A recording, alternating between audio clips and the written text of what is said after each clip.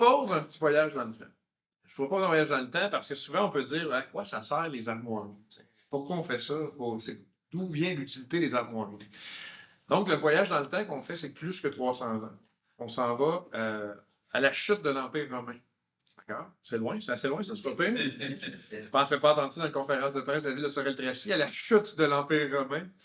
En fait, ce qui se passe, c'est qu'à la chute de l'Empire romain, on se retrouve à le Moyen Âge avec une multiplication des États, une multiplication de gouvernements, une multiplication de familles. Et quand arrive le temps de la guerre et qu'on a des gens sur un champ de bataille, on a beaucoup de difficultés à savoir qui est avec nous et qui n'est pas avec nous. Donc, dans le système féodal qu'on appelle, chaque famille avait son propre blason, sa propre couleur. Et là, il fallait développer une science pour être capable d'identifier les gens sur le champ de bataille avec leur drapeau, qui est avec nous et qui sont nos ennemis. Donc, la coutume d'avoir un blason va se transposer tout au long du Moyen Âge, jusqu'à temps qu'on cesse un peu de se faire la guerre et qu'à la place, on fasse des tournois avec des chevaliers. Et les chevaliers, tous vêtus de leurs belles armures, voulaient bien sûr avoir leur propre couleur, un peu comme les équipes sportives dans les sports.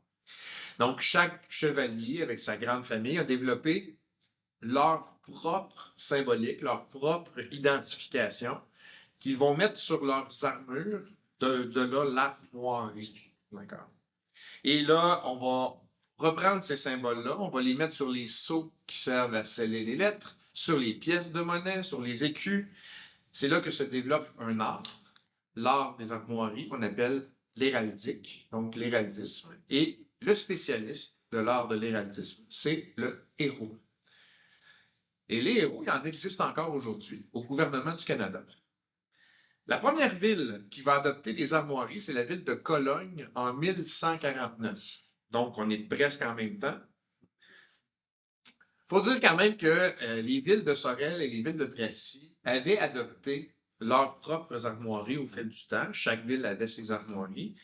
Mais depuis la fusion entre Sorel et Tracy, aucune armoirie n'existait pour symboliser Sorel-Tracy. Donc, il y avait un travail à faire. Et en 2017, lors du 375e anniversaire de la ville de Sorel-Tracy, on a fait un sondage auprès de la population à propos de l'identité régionale. Quels étaient les symboles forts pour s'identifier? Ce qui en est ressorti, c'est l'eau, c'est les industries, c'est la nature et c'est notre histoire. Donc, en mars 2020, la ville de Sorel-Tracy a officiellement fait une demande auprès du gouvernement canadien. Ça a pris quand même beaucoup de temps parce que c'est un travail qui se fait en collaboration avec des essais, avec des esquisses qui sont faits. Donc, ce qui fait en sorte que le gouvernement du Canada, c'est l'autorité suprême au niveau des armoiries.